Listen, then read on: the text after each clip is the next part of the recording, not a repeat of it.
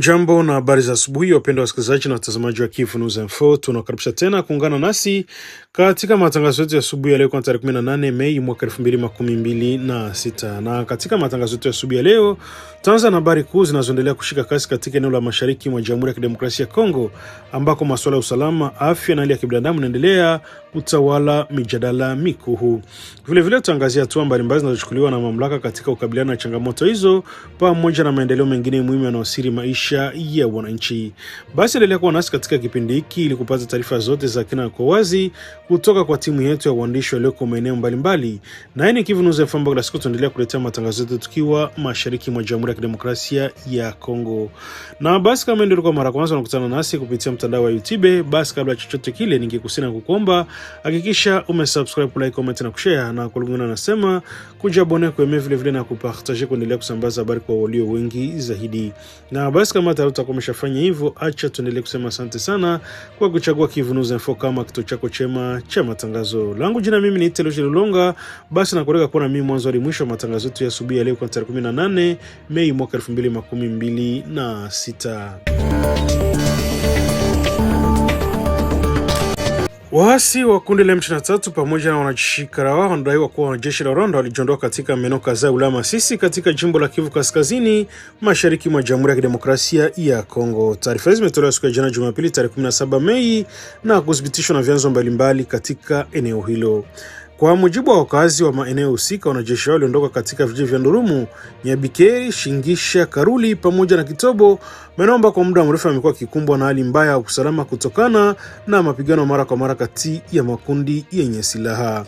Mashahidi wa eneo wanasema kuwa kuondoka kwa vikosi hivyo kumetokea tangu majira ya asubuhi siku ya jana Jumapili, huku baadhi ya wakazi wakianza kurejea taratibu makazi yao baada ya kipindi cha hofu na taruki iliyotawala katika siku za hivi karibuni.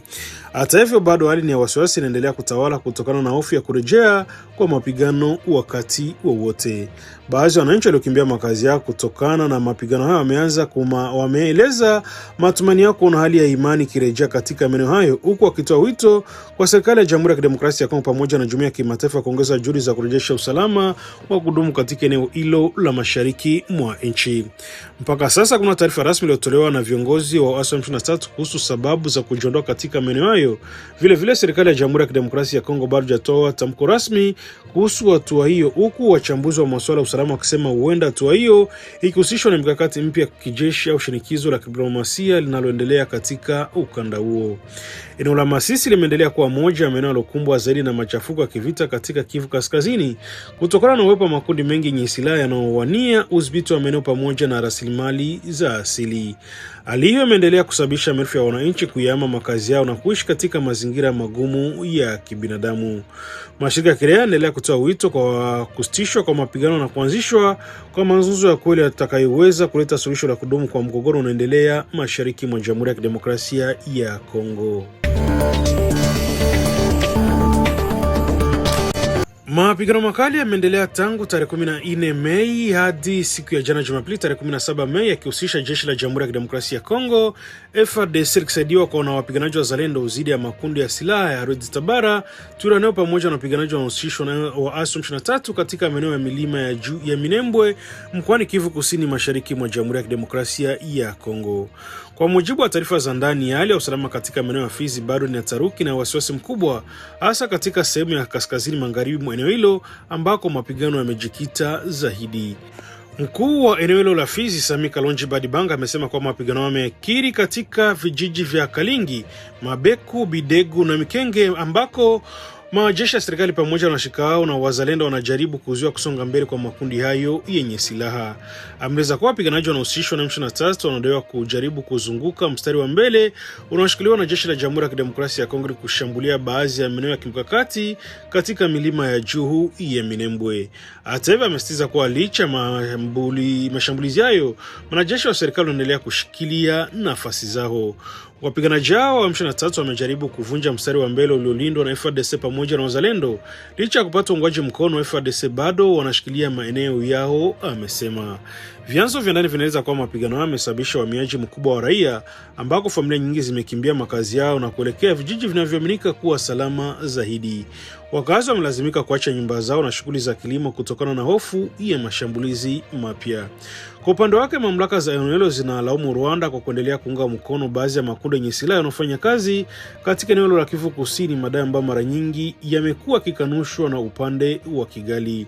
Sami Kalonji Badibanga amesema kwa baadhi ya wapiganaji wanaohusishwa na M23 wanaendelea kujisalimisha kwa jeshi la Jamhuri ya Kidemokrasia ya Kongo baada ya kampeni za uhamasishaji zinazoendelea mashinani. Ameongeza kuwa kila siku anaripotiwa wapiganaji kusalimisha na kukabidhi silaha kwa mamlaka za serikali ya Jamhuri ya Kidemokrasia ya Kongo. Hata hivyo, ripoti nyingi kutoka kwa baadhi waliowahi kuwa wapiganaji zinaeleza kuwa baadhi ya viongozi wa M23 wangependa kusalimisha, lakini wanahofia usalama wao, wakidai kuwa wanaweza kuuziwa iwapo wataweka silaha chini. Kwa upande wake, M23 inathibitisha mapigano hayo yaliyotokea katika maeneo ya Bidegu, Kalingi na Mikengi, ikisema kuwa hali ya usalama bado ni tete katika sehemu hiyo ya mashariki mwa DRC. Kwa miezi kadhaa sasa, milima ya juu ya Fizi, Mwenga na Minembwe inaendelea kushuhudia mapigano mara kwa mara kati ya jeshi la Jamhuri ya Kidemokrasia ya Kongo, makundi yenye silaha ndani ya uasi wa M23, wale ambao wamezidisha mgogoro wa kibinadamu na kuongeza wimbi la wakimbizi katika jimbo la Kivu Kusini.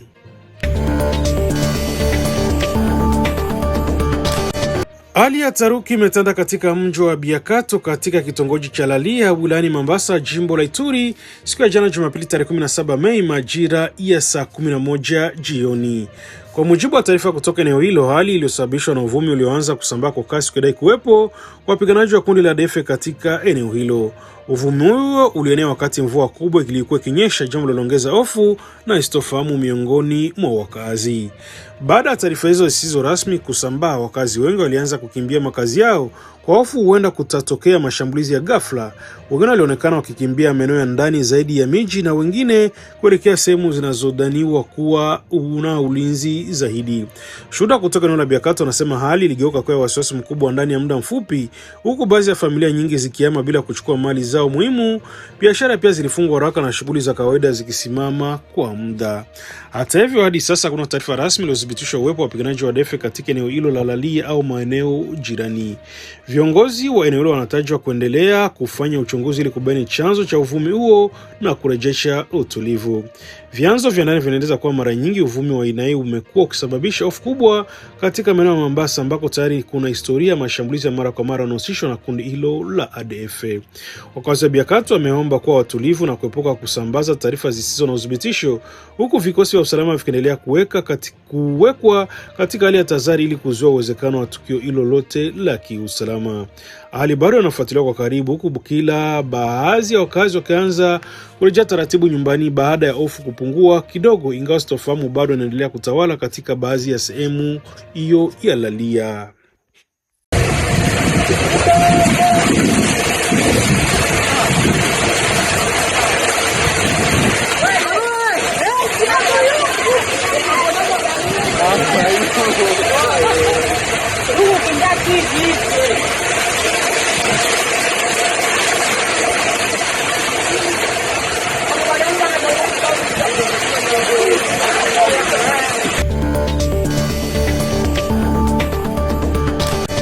Utulivu wa tahadhari unaendelea kushuhudiwa hii siku ya jana Jumapili tarehe 17 Mei katika vijiji vya Muanga na Biale vilivyopo katika kundi la Kisimba wilayani Walikale katika jimbo la Kivu Kaskazini, baada ya siku mbili za mapigano makali yaliyokutanisha waasi wa M23 dhidi ya jeshi la Jamhuri ya Kidemokrasia ya Kongo FARDC likisaidiwa na wapiganaji wa Wazalendo.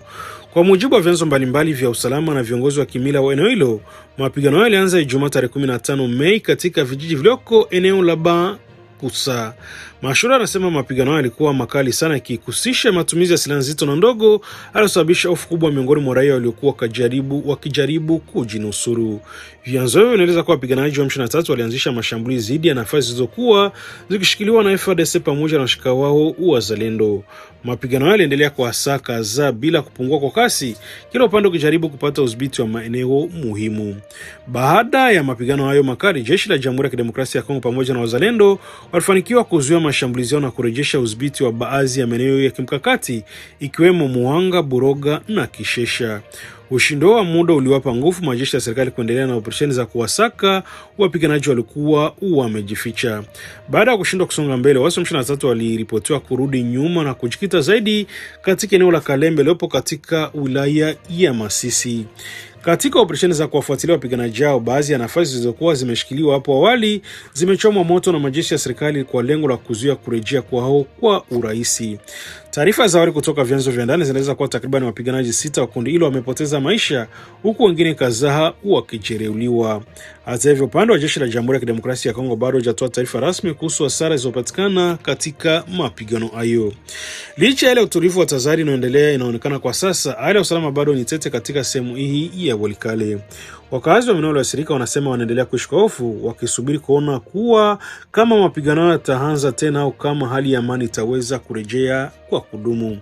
Shughuli za kawaida zimeanza kurejea kwa tahadhari katika baadhi ya maeneo, lakini wengi wa wakazi bado hawajarudi kikamilifu makwao kutokana na hofu ya mashambulizi ya ghafla. Viongozi wa eneo hilo na vikosi vya usalama wanaendelea kufuatilia kwa karibu maendeleo ya hali hiyo, huku wakiomba wananchi kwa watulivu na kushirikiana na mamlaka za usalama. Hali ya kibinadamu inaendelea kuzorota kwa kasi katika njia ya Bukavu-Uvira, ambako mamia wasafiri wamekwama katika eneo la Katogota katika tambarare ya Ruzizi baada ya kufungwa kwa mfululizo wa barabara kuu ya taifa namba 5 na mamlaka za serikali ya Kongo pamoja na waasi wa M23 wanadaiwa kuungwa mkono na Rwanda. Eneo linalojulikana kama pia kwa jina la 100 metre karibu na Luvungi limekuwa makazi ya muda ya watu mbalimbali waliokwama njiani. Miongoni mwao wapo madereva malori na mabasi, wafanya biashara, wanafunzi, wanawake wajawazito, wagonjwa pamoja na wafanya biashara wakubwa walikuwa wakisafiri kati ya Bukavu na Uvira. Kwa mujibu wa vyanzo vya ndani, hali ya watu hao imekuwa ya wasiwasi mkubwa kutokana na kukosa huduma za msingi. Wengi wao wamelazimika kulala nje chini kwenye ardhi bila chakula cha kutosha wala huduma za afya, wakikabiliwa na hali ngumu ya maisha inayozidi kuwa mbaya katika kila siku inayopita. Taarifa zinaeleza kuwa uamuzi wa kufunga rasmi barabara hiyo ulitangazwa upande wa serikali na naibu gavana wa muda wa Kivu Kusini Maitre Jean-Jacques Elakano katika mazingira ya kuongezeka kwa mivutano ya kiusalama katika jimbo hilo la Kivu Kusini. Hatua hiyo ya kufungwa kwa barabara ilikuja siku chache tu baada ya waasi wa M23 kujiondoa katika baadhi ya maeneo ya tambarare ya Ruzizi ikiwemo Sange na maeneo jirani. Toleo ripotiwa kutokea tarehe 12 Mei kwa mujibu wa vyombo mbalimbali vya habari na vyanzo vya ndani. Hata hivyo, licha ya mabadiliko hayo ya kijeshi na kujipanga upya kwa vikosi vya waasi kuelekea Kamanyola, hali ya usafiri bado inabaki kuwa ngumu sana katika sehemu hiyo ya barabara namba 5. Kwa mujibu wa harakati za kiraia za machozi ya kiraia, jeshi la serikali lilifunga barabara hiyo tarehe 14 Mei kabla ya waasi wa M23 nao kufunga upande wao wa kupita katika daraja la Kamanyola tarehe 15 Mei majira ya saa 7 mchana. Vilevile harakati ya kiraia inasema kuwa njia mbadala zinazounganisha Lubarika, Luvungi na Katogota pia zimefungwa tangu tarehe 15 Mei majira ya saa 9 alasiri, yanayosababisha kusimama kabisa kwa mzunguko wa watu na bidhaa katika eneo hilo. Wasafiri wanasema sasa hawawezi kuendelea kuelekea Uvira wala kurudi nyuma kuelekea Kamanyola na Bukavu. Katika eneo hilo hali maisha kila siku yamekuwa magumu zaidi. Watu waliokwama wanalalamika ukosefu kamili wa miundombinu wa kuwahudumia wasafiri, kwani hakuna hoteli, maduka wala sehemu ya kupata chakula cha haraka. Wengi wanalazimika kutumia kile kidogo walichonacho, huku wengine wakikosa kabisa chakula. Wakiwa katika hali hiyo, baadhi ya wasafiri wameanza kukumbana na pia na jua kali, baridi usiku, njaa kali, ukosefu wa maji ya kunywa pamoja na hofu ya uwezekano wa mapigano mapya katika pande zote zinazohasimiana, jambo linaloongeza zaidi mateso yao.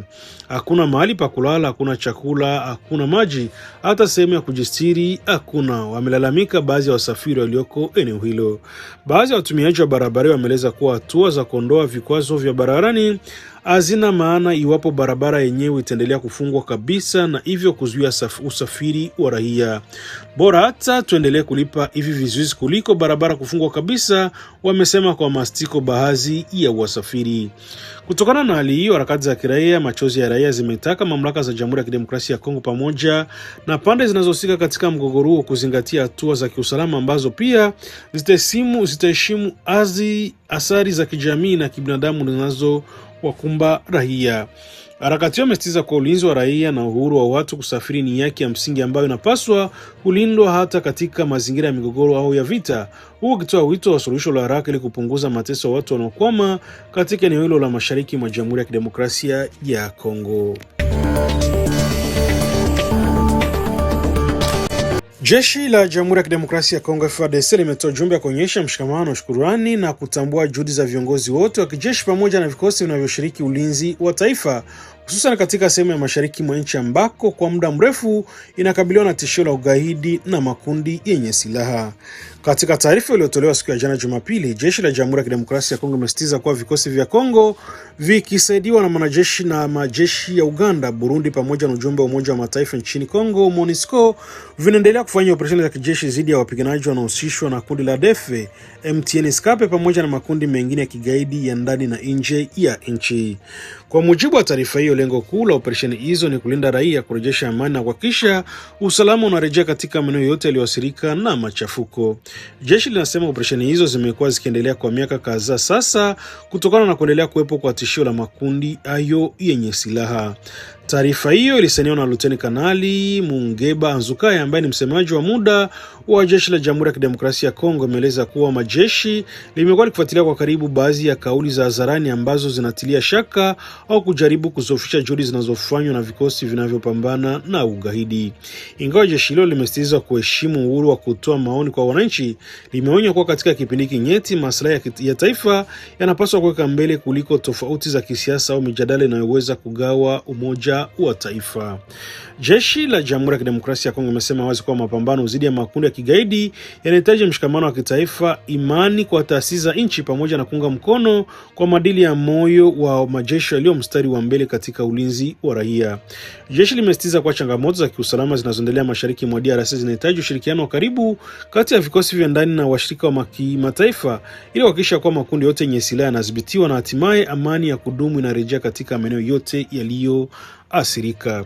Kwa ujumla, jeshi la Jamhuri ya Kidemokrasia ya Kongo FARDC limetoa wito kwa wananchi, viongozi wa kiraia na wadau wote wa amani kuendelea kuunga mkono juhudi za ulinzi wa taifa, huku ikisisitiza kuwa vita dhidi ya ugaidi ni jukumu la pamoja linalohitaji umoja, uvumilivu na mshikamano wa kitaifa.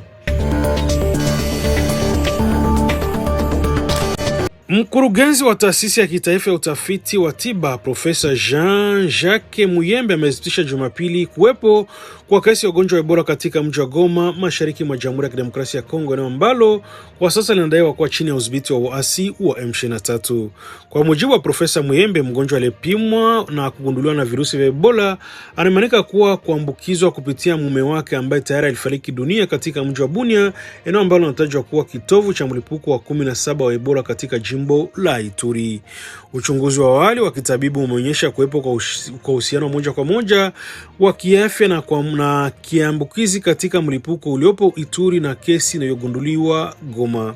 Aliongeza wasiwasi mkubwa kuhusu uwezekano wa ugonjwa huo kusambaa kwa kasi zaidi katika maeneo mengine mashariki mwa DRC. Wataalamu wa afya wanasema kuwa mlipuko huo mpya unazidisha changamoto za kiusalama na za kibinadamu ambazo tayari zinakabili eneo la Kivu Kaskazini ambalo kwa muda mrefu limekuwa likikumbwa na mgogoro wa kivita na uhamiaji mkubwa wa watu. Goma ambalo pia liko karibu na mpaka wa Rwanda ni mojawapo wa miji mikubwa yenye shughuli nyingi za kibiashara katika eneo hilo, jambo linaloongeza hofu ya kuenea kwa virusi hivyo iwapo hatua kali na za udhibiti hazitachukuliwa kwa haraka.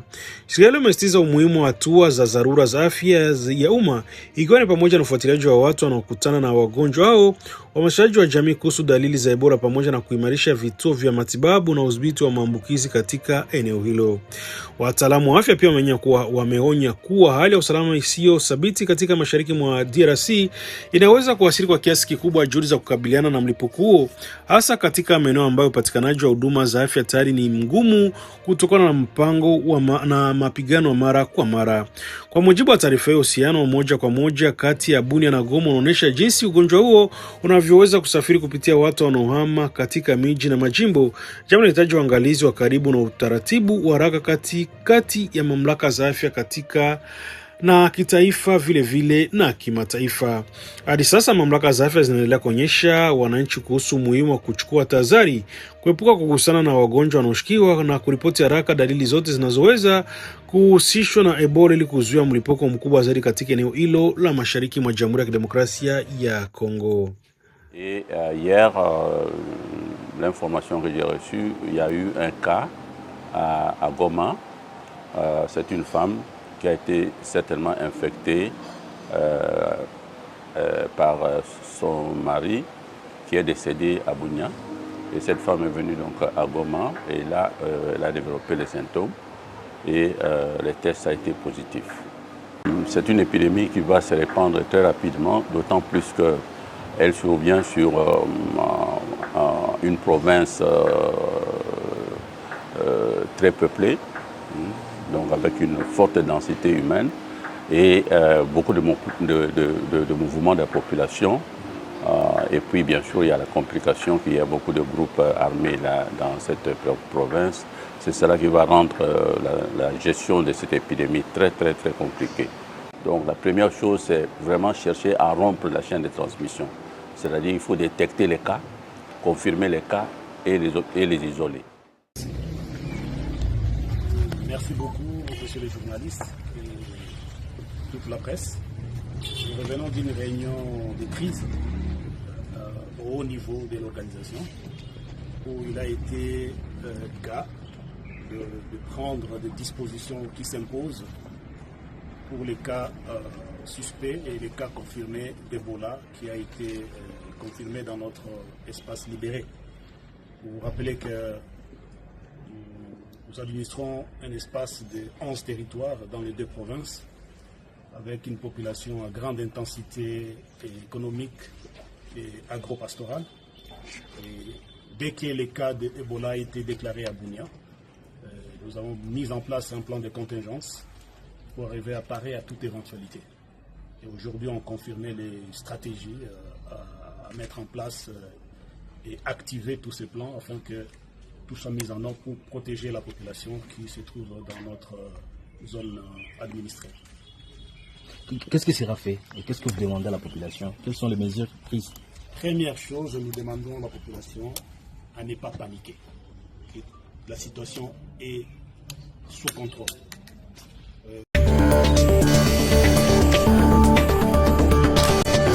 Mamlaka za jimbo Ituri kaskazini mwa Jamhuri ya Kidemokrasia ya Kongo zimetangaza hatua kali dhidi ya watu wanaosambaza uvumi wa taarifa potofu zinazoweza kuasili juhudi za kupambana na mlipuko wa Ebola unaendelea katika eneo hilo. Tangazo hilo limetolewa siku ya Jumapili na gavana wa kijeshi wa Ituri, Luteni General John Luboya Kanshama, kupitia ujumbe rasmi wa wananchi ambako amesitiza kuwa kueneza uvumi, taarifa zisizo sahihi, kuzuia shughuli za kupambana na Ebola ni kosa kubwa linalohatarisha afya ya umma na linaweza kupelekea kwa wahusika kuchukuliwa hatua za kisheria kulingana na sheria za nchi. Katika ujumbe wake, gavana amesema kuwa hali ya sasa ya mlipuko wa Ebola inahitaji umakini wa hali ya juu na mshikamano haraka kutoka kwa wananchi wote ili kuhakikisha ugonjwa huo unadhibitiwa kabla au hujasambaza katika jamii.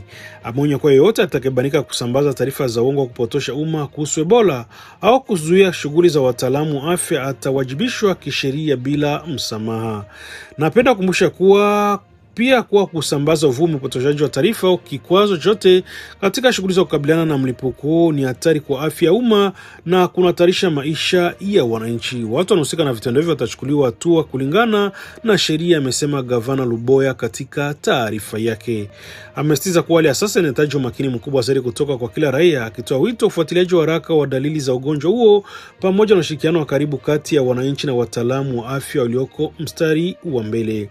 Katika maagizo yake amekumbusha pia umuhimu wa kuzingatia kanuni za msingi za kujikinga dhidi ya Ebola, ikiwa ni pamoja na kunawa mikono mara kwa mara na kwa sabuni au vitakasa mikono, kukubali kupimwa joto la mwili katika maeneo ya umma, pamoja na kuripoti mara moja visa vinavyoshukiwa kuwa vya Ebola. Vilevile amesitiza marufuku kwa kushughulikia kugusa bila kinga miili ya watu wanaoshukiwa kuwa wagonjwa au waliopoteza maisha kutokana na ugonjwa huo, akisema hatua hiyo ni muhimu ili kuzuia maambukizi mapya ndani ya jamii hii. Wataalamu wa afya katika jimbo la Ituri wameendelea kuonya kuwa mlipuko wa Ebola unaweza kuwa na hatari zaidi iwapo taarifa potofu zitaendelea kusambaa, kwani zinaweza kufanya wananchi kupuuza tahadhari muhimu au kuchelewa kutafuta huduma za matibabu. Hali inafanya serikali ya jimbo hilo kuongeza juhudi za kuhamasishaji kwa wananchi, upia ikisitiza umuhimu wa ushirikiano wa karibu kati ya mamlaka za afya, viongozi wa kijamii na wananchi wa kawaida katika mapambano dhidi ya ugonjwa huo hatari. Kwa jumla, mamlaka za Ituri zinaendelea kupambana dhidi ya Ebola, si tu serikali pekee bali ni jukumu la kila raia, na mafanikio yake yanategemea kwa kiasi kikubwa nidhamu, uaminifu wa taarifa na mshikamano wa jamii nzima.